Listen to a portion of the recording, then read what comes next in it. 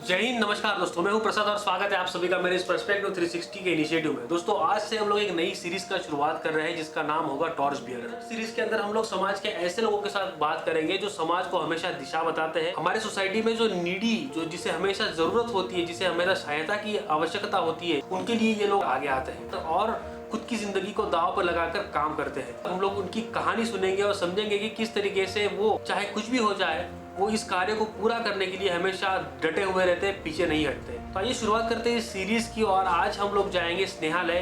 स्नेहालय एक ऑर्गेनाइजेशन जो महाराष्ट्र के अहमदनगर जिले में बेस्ड है, और वहां पर हम लोग बात करेंगे गिरीश कुलकर्णी जी के साथ, जो इस ऑर्गेनाइजेशन के साथ शुरुआत से जुड़े हुए।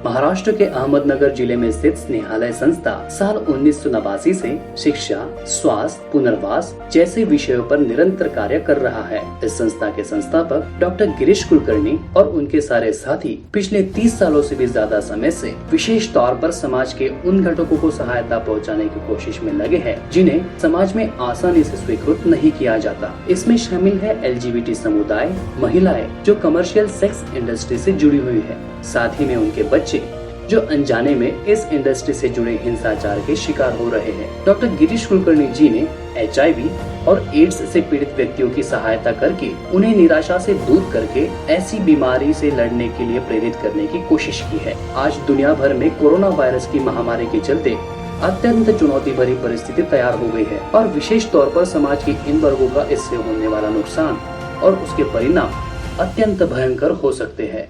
लेकिन आज भी डॉक्टर गिरीश कुलकर्णी जी और उनकी स्नेहालय संस्था समाज के ऐसे वंचित घटकों के साथ खड़ी है। आइए आज इस टॉर्च बेरर की सीरीज में मिलते हैं डॉक्टर गिरीश कुलकर्णी जी से।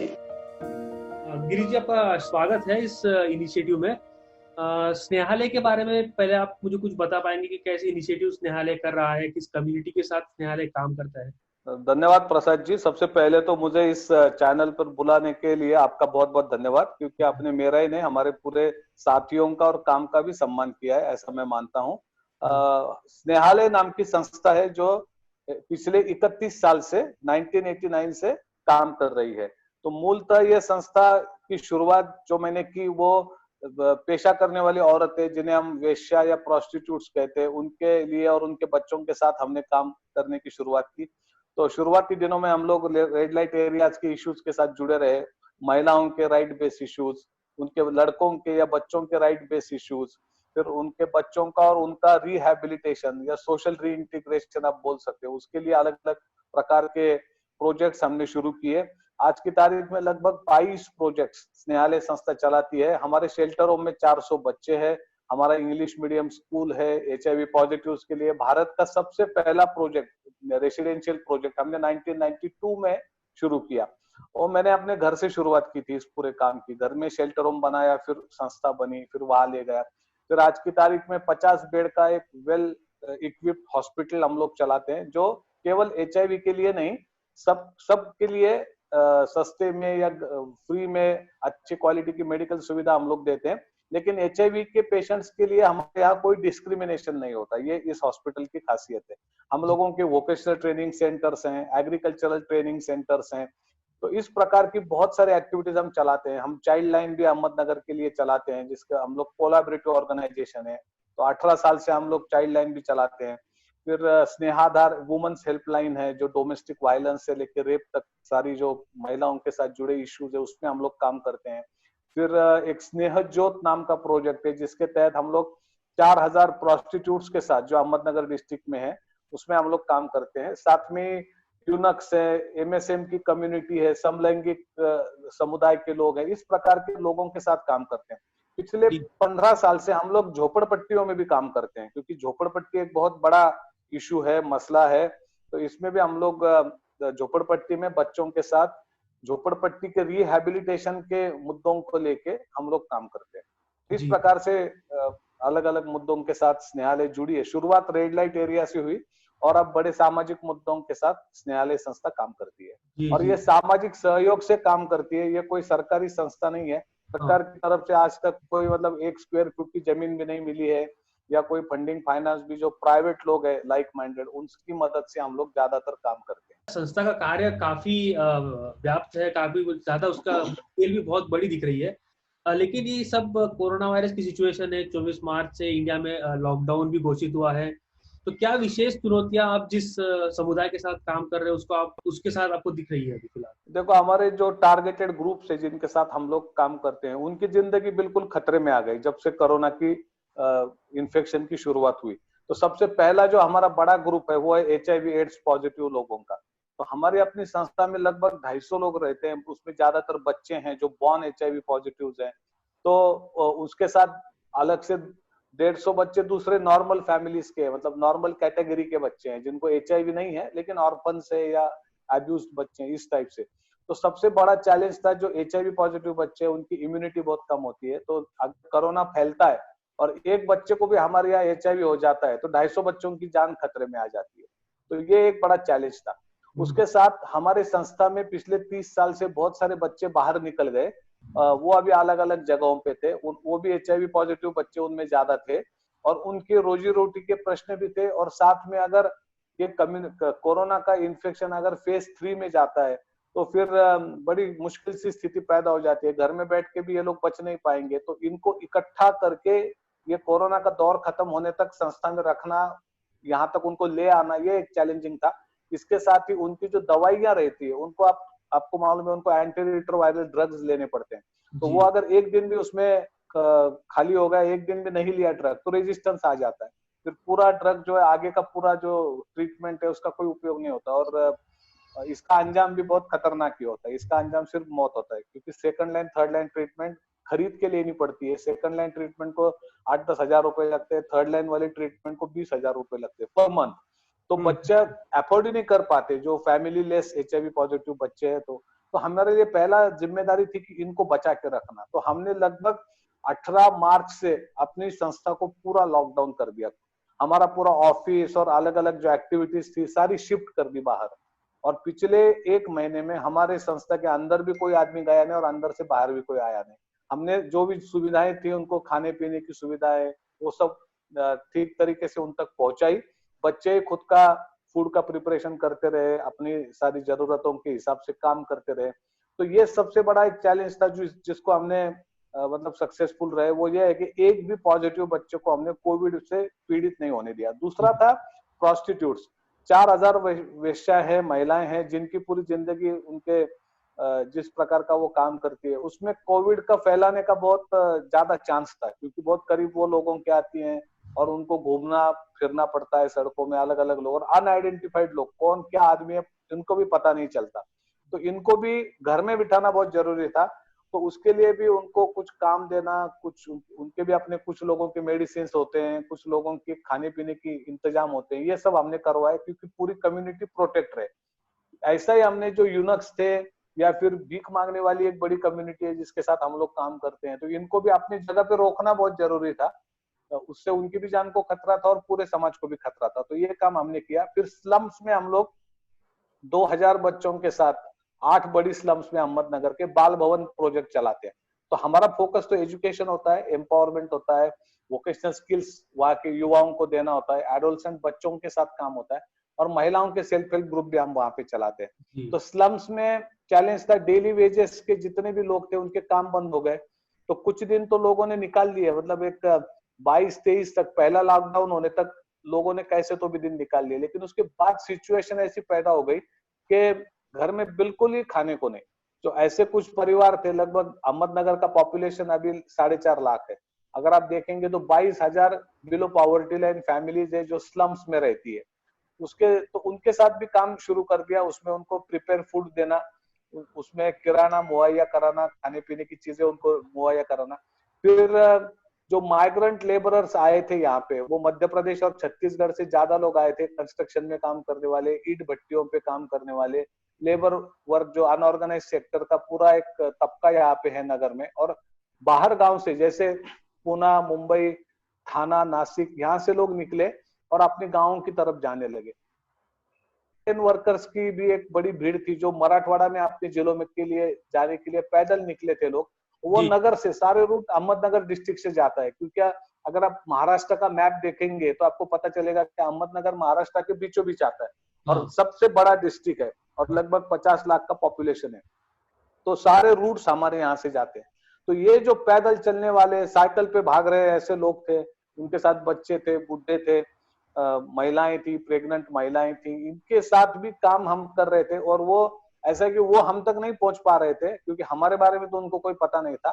तो हमने स्क्वाड्स किए और हम लोग उन तक पहुंचने लगे जो लोग भूखे थे, प्यासे थे, और उनको भी रुकाने की कोशिश हमने की। हमारे नगर शहर में एक नाइट शेल्टर चलता है कारपोरेशन का, तो वहां भी हमने फैसिलिटेट किया और लोगों को ये कहा कि जब तक आप, ये चल रहा है कोरोना का प्रादुर्भाव, लॉकडाउन है, आप यहाँ से जाइए मत, रुकिए यहाँ पे। तो ज्यादा से ज्यादा लोगों को रुकाने की कोशिश की। कुछ लोग रुके, कुछ लोग भाग गए, क्योंकि हम तो कोई पुलिस है नहीं, हम लोग लोगों को लॉकडाउन तो नहीं कर सकते। हम सिर्फ लोगों को अपील कर सकते हैं कि हम आपको सुविधाएं देते हैं, जैसे भी संभव है अच्छी क्वालिटी की सुविधाएं देते हैं। तो इस प्रकार से हमने इसमें काम किया और बड़ा इनिशिएटिव भी लिया। मतलब एक और क्या रहता है, ऐसा हो जाता है तब बहुत सारी संस्थाएं, बहुत सारे लोगों को मदद करनी होती है। तो हमने सबका कोऑर्डिनेशन किया। अगर एक झोपड़पट्टी में हम लोग काम कर रहे हैं तो कोई सरदार लोगों का एक गुरुद्वारा यहाँ पे बहुत अच्छा काम करता है, तो हमने कहा भाई आप दूसरी जगह पे लंगर लगाइए, या आप वहां पे लंगर लगा रहे हैं तो हम कोई और जगह ढूंढते हैं। इसमें भी एक सामाजिक एकता वाला मुद्दा था। आप जानते हैं अहमदनगर भारत के ऐसे जिलों में से एक, ऐसे गाँव में से एक है जिसका एक हिस्ट्री रहा है कम्युनल वायलेंस या कम्युनल थोड़ा सा राइट्स का। तो ये भी काम था कि ये सब जो चीजें हो गई थी उसमें वो एक तबलीग वाला एस्पेक्ट आया था। और नगर में मुस्लिम कम्युनिटी बहुत बड़े पैमाने पे है और सब लोग गरीब है, मेहनत कश है। तो ये भी एक चैलेंज, लोगों का भी कैसा सोच होता है कि एक गुस्सा होता है लोगों का। तो हमने ये कहा कि भाई हम कोई जात धर्म मजहब नहीं देखेंगे, सिर्फ घर गरीब देखेंगे और जो गरीब है उसकी मदद होनी चाहिए। तो इस प्रकार से लोगों में भी एक सामाजिक सद्भावना का माहौल बनाना भी जरूरी था, क्योंकि अगर ये सामाजिक माहौल मतलब बिगड़ेगा तो हम लोगों के लिए वो कोरोना से ज्यादा खतरनाक स्थिति पैदा होगी। कोरोना तो आज नहीं तो कल जाने वाला है, लेकिन ये दिमाग के अंदर जो बैठ जाती है बातें वो जाती नहीं है। तो इसके लिए भी एक सद्भाव के लिए भी काम बहुत अच्छा चलता रहा हमारा। तो इस प्रकार से चीजें ऑर्गेनाइज की गई, एक टीम बनाई गई जो पैकिंग बनाती है, एक ऑफिस बनाया गया जहाँ पे 12-13 बच्चे दिन रात काम कर रहे थे हमारे, उसमें ज्यादा वॉलंटियर्स थे हमारे, और सारी जो टीमें है स्नेहालय की वो कर रही। इसके साथ साथ स्नेहाधार हेल्पलाइन की तरफ बहुत सारी कंप्लेंट आती थी, डोमेस्टिक वायलेंस, रेप, छेड़छाड़, कंप्लेंट्स के साथ भी काम करना पड़ा हमारी टीम्स को। और स्नेहाधार की टीम, चाइल्ड लाइन की टीम, मतलब ऐसा है कि ये दौर जब से शुरू हुआ तब तक एक तरफ लोगों की मूलभूत सुविधाओं को सब काम हमारा चलता रहा। लेकिन आपकी संस्था के बारे में एक जो विशेष बात है कि आप एक ऐसे समाज के घटक के साथ काम करते हो जिसका आसानी से एक्सेप्टेंस नहीं होता है पूरे समाज में, साथ में उसके साथ आपको एक विशेष मेडिकल कंडीशन भी है जो अभी फिलहाल फेस करनी पड़ती है। तो ऐसी पूरी कंडीशन में कोरोना वायरस की क्या और चुनौती आपके सामने भी खड़ी है इन लोगों को संभालने के लिए? क्या है कि लोगों का पेशेंस पहले लॉकडाउन तक अभी तो अच्छा था, ठीक था। मतलब लोगों ने तो पहले भी एक 21-22 दिन लॉकडाउन में निकाले, उसके पहले से काम वगैरह लोगों के बंद है। तो चैलेंज ये है कि अभी इन लोगों को एक तो खाने पीने की शुरुआत में सुविधा करनी पड़ती है, वो कर दी, लेकिन अब इन लोगों को काम देना बहुत जरूरी है। और इन लोगों को अभी इश्यूज है कि कोई रिश्तेदार या कोई परिवार का एक सदस्य कहीं पूना में अटका है, सोलापुर में काम के लिए अटका है। अब लोग बार बार यही बोलते हैं कि उसको यहाँ लाने के लिए कुछ मदद करो, कुछ करो। तो अभी आज एक बहुत अच्छा डिसीजन हुआ है कि हमारे पूरे जो मराठवाड़ा इलाका है उसमें जो शुगर केन वर्कर्स है, गन्ना तोड़ने वाले ज्यादातर बंजारा समाज के या वंजारी समुदाय के लोग हैं, तो ऐसे 1.5 लाख लोगों को अपने घर तक पहुंचाने के लिए एक इनिशिएटिव आज स्टेट गवर्नमेंट ने आज से शुरू किया। तो ये एक बहुत अच्छा हुआ। लेकिन ये शुगर केन वर्कर्स का हो गया, जो डेली वेजेस के लिए अलग अलग जगह पे लोग गए थे या पढ़ने के लिए छात्र अलग अलग जगह पे गए थे, तो उनको वापस लाने का क्या प्रबंध है? जैसे इनकी भी फिजिकल चेकअप करके उनको फिर बाद में उनको जाने की अनुमति दी, इस प्रकार की अनुमति उनको भी दी जाए। इस मांग को लेके भी अभी लोग हमारे पास आते हैं। अच्छा। और चैलेंज ये है कि अभी जैसा फूड सप्लाईज को धीरे धीरे कम होता जा रहा है, मतलब मार्केट में या जगह पे ट्रांसपोर्टेशन पे निर्बंध बहुत रहे, तो उसकी भी अभी जरा से प्रॉब्लम सारे आ रहे हैं उधर। और हेल्थ की बात ऐसी है कि पीपी किट जिसको हम लोग कहते हैं, ये बड़ा पॉपुलर शब्द हो गया, लेकिन जो बेसिक बुनियादी चीज है, जैसे हम लोग कहते हैं कि मास्क होना चाहिए, तो लोगों के पास अभी एक मास्क बांटने से काम नहीं होता है। लोगों को रोज एक नया मास्क चाहिए, फिर उसको धो के लोग थोड़ा सा उसका एक तरीका है, उसको दोबारा आप यूज करना चाहते हैं तो जो कपड़े का मास्क है उसको, तो जी। इस प्रकार की भी ना हर परिवार में अगर 5 लोगों का परिवार है तो कम से कम उनको 20 मास्क देना जरूरी है। ऐसे नहीं कि एक 4 बांट दिए, अपने 5 बांट दिए, उससे काम चला लेंगे पूरा समय, तो वो ऐसा तो नहीं होता। तो ये इश्यूज अभी काफी हैं, बेसिक सुविधाओं के इश्यूज है। जो रेंट पे रहने वाले लोग हैं अलग अलग जगह पे, उनका एक आ रहा है कि हमको अभी घर से निकाल रहे हैं लोग, आप कुछ मदद उसमें भी हमारी करिए। फिर इलेक्ट्रिसिटी के बिल थके हुए हैं लोगों के, उसकी भी आ रही है सुविधा कि हमको भी अभी बिल तो भरने हैं, कुछ तो हमारे लिए करो मदद। तो एक मतलब चौतरफा हमला बोलते हैं ना, जैसा एक आधी एनजीओ काम करती है और कोरोना की वजह से ये हर मुद्दे को लेके लोग अपने पास आ रहे हैं। हम लोग तो क्या है, हम लोग हेल्थ पे काम करते थे, एजुकेशन पे काम करते थे, एम्पावरमेंट, वोकेशनल स्किल्स, ये हमारी बातें थी। अब हर मुद्दा लेके हमारे पास आते हैं क्योंकि उनको लगता है कि हमारे पास गवर्नमेंट के लिए एक एक्सेस है और हम लोग इस प्रश्न में भी उनकी मदद कर सकते हैं। हमने एफसीआई से भी अभी फूड खरीदने के लिए एप्लीकेशन किया है, क्योंकि वो सस्ते दाम में एनजीओ को भी देने वाले हैं, जो कि हम लोग अभी ओपन मार्केट से खरीदते हैं, तो उससे आधे रेट में शायद हमको बांटने के लिए फूड ग्रेन मिलेंगे, ऐसा लगता है। तो हमारा ऐसा हर स्तर पे भी काम चल रहा है। गिरीश जी, आप फिलहाल गवर्नमेंट के साथ कैसे काम कर रहे हो? गवर्नमेंट और आपके ऑर्गेनाइजेशन मिलके कैसा सपोर्ट कम्युनिटी को पहुंचा रहे हो? कुछ कोलैबोरेशन है आप? देखिए, एक गवर्नमेंट का जो स्वस्थ धान्य दुकान होता है, जहां से लोगों को सस्ते में अनाज मिलता है, तो अभी बहुत जगह पे हम लोग एक तो ये करते हैं कि भीड़ करते हैं लोग, फिर दुकानदार भी दुकान खोलता नहीं है, फिर बहुत बार गवर्नमेंट बोलती है कि माल तो हमने भेज दिया है, आप दुकानदार के पास जाइए और वहां इंक्वायरी करिए।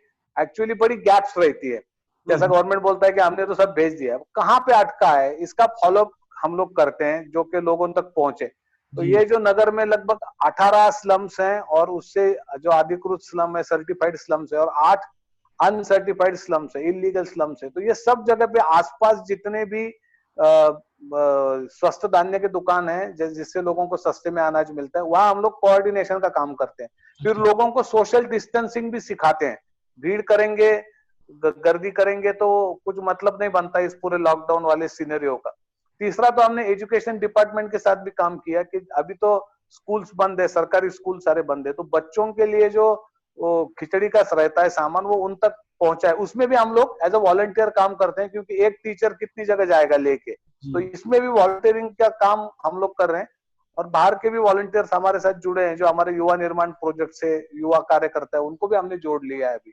तो इस प्रकार से हम लोग गवर्नमेंट के मशीनरी के साथ काम करते हैं। ये बात है कि आप गवर्नमेंट को तो सही जानकारी पहुंचा रहे हो, मतलब जो फील्ड पे चल रहा है, फील्ड का इनपुट गवर्नमेंट तक भी पहुंचा रहे हो।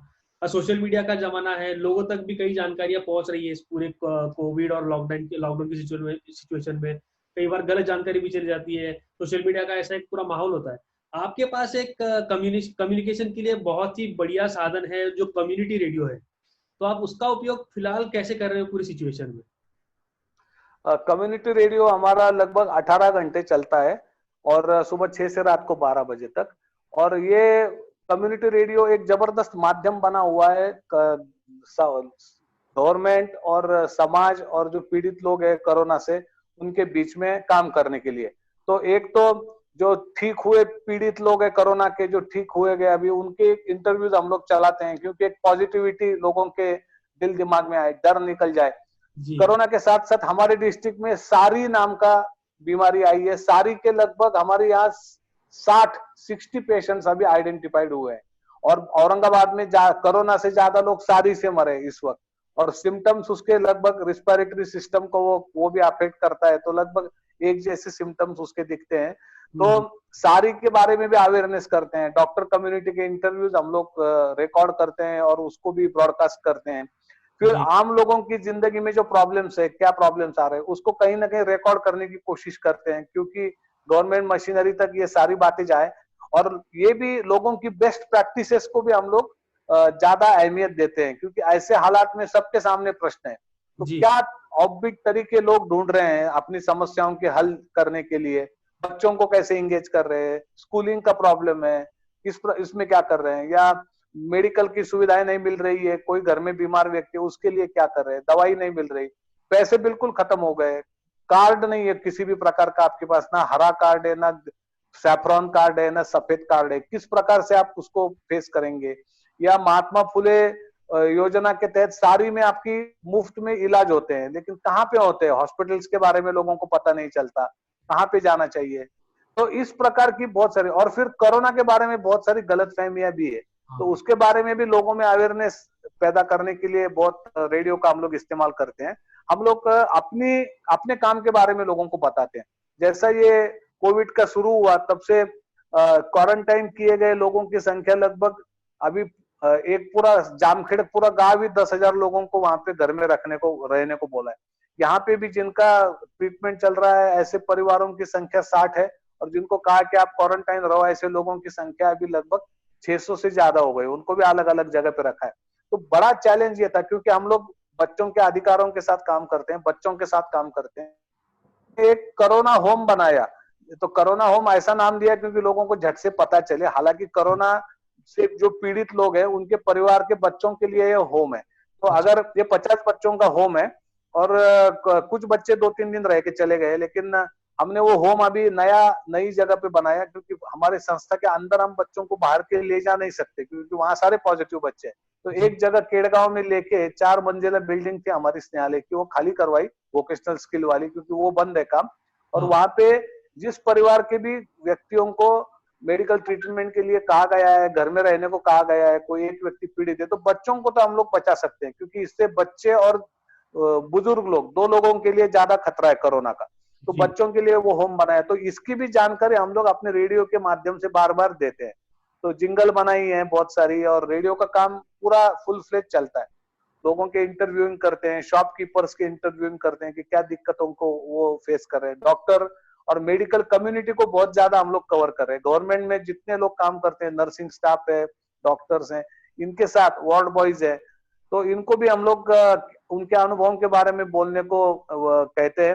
क्या होता है कि बहुत सारे लोग, छोटे लोग भी बहुत बड़ा काम कर रहे हैं इस वक्त, तो उनको भी अगर हम लोग एक्नॉलेज करें तो एक एनकरेजमेंट मिलती है कि हम जो कर रहे हैं वो लोगों तक जा रहा है, तो एक एनकरेजमेंट भी रहती है। तो इस प्रकार से एक मीडिएट करने का काम समाज के सभी वर्गों में हम लोग कर रहे हैं। साथ में हम कोई भूखा है तो फोन कॉल आता है, तो कहीं पे कोई प्रॉब्लम है तो ये जो बाहर के राज्यों के लोग हैं वो बहुत सारा कॉल्स करते रहते हैं। तो क्योंकि मध्य प्रदेश और छत्तीसगढ़ की हेल्पलाइंस के पास हमारे नंबर है, ज्यादातर वो लोग वहां फोन करते हैं तो हमारे नंबर मिलते हैं। तो हम लोग फिर जो अलग अलग संस्थाएं काम करती हैं, तो हम बोलते हैं आपके इलाके में इस जगह पे 4 परिवार भूखे हैं, आप खाना लेके वहां तक पहुंच जाइए। इस प्रकार से कनेक्टिविटी भी मीडिया के थ्रू हम लोग कर रहे हैं। जी, मतलब सही जानकारी तो गिरीश जी इस समय में लोगों तक पहुंचनी ही चाहिए।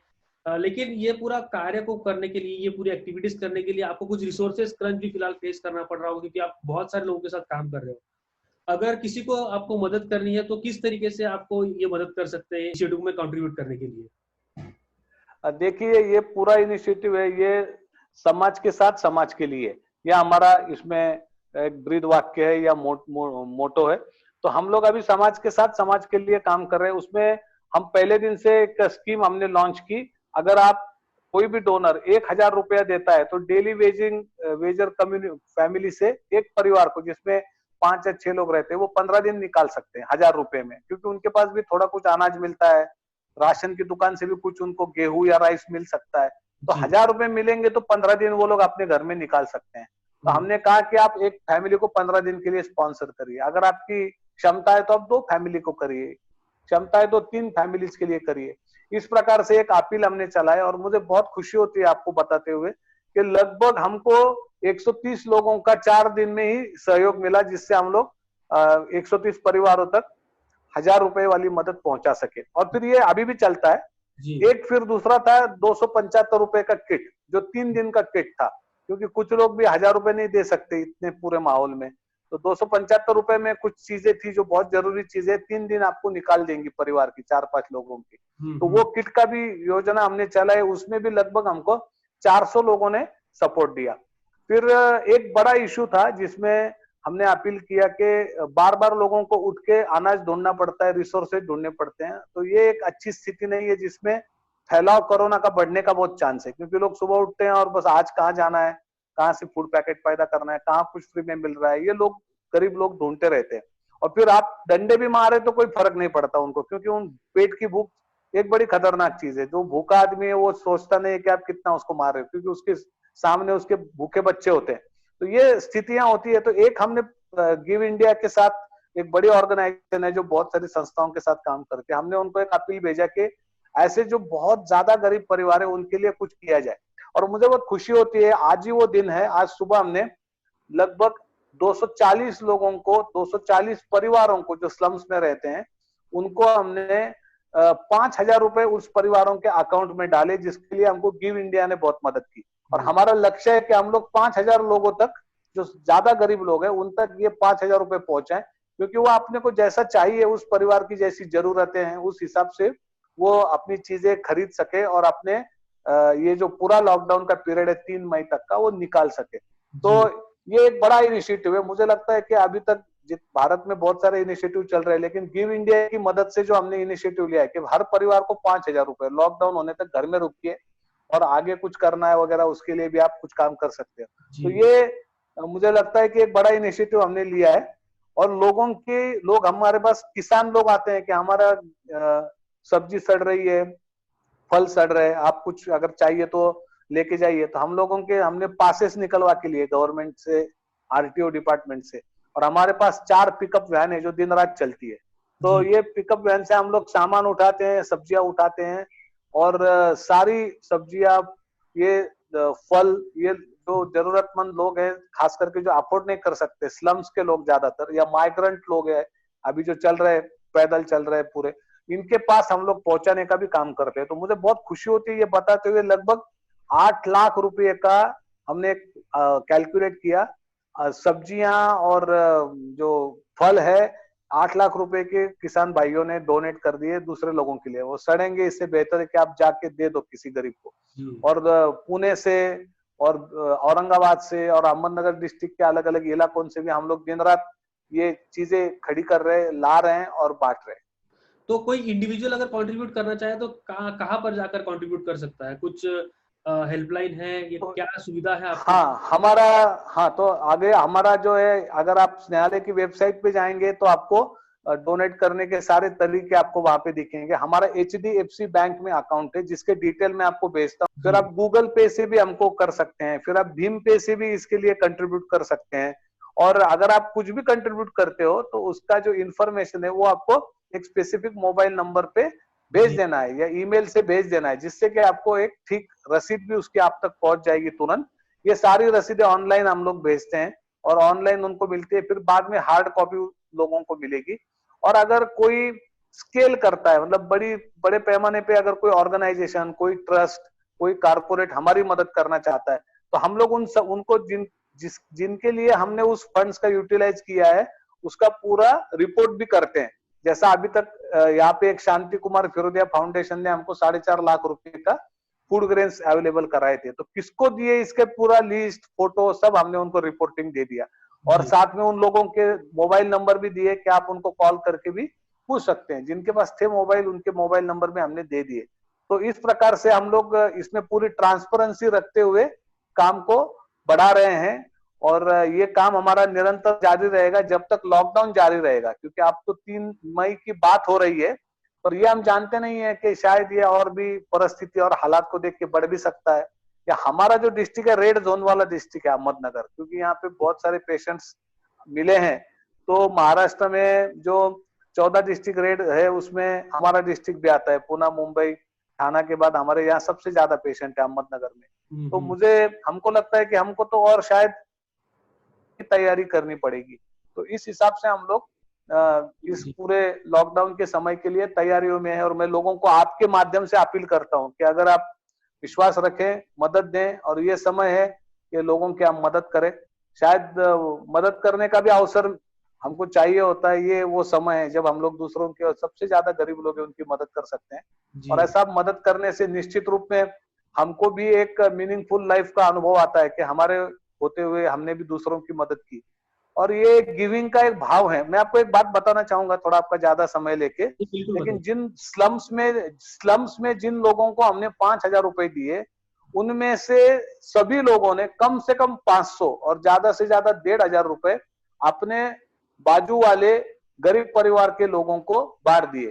तो हम लोग इसमें ये एक बात रख रहे हैं कि सिर्फ लेने के लिए हाथ मत आगे फैलाओ, आपका हाथ देने के लिए भी आगे चाहिए, चाहे आप अमीर है चाहे गरीब है। जो आपको मिलता है उसमें से आपने मिल बांट के खाना चाहिए।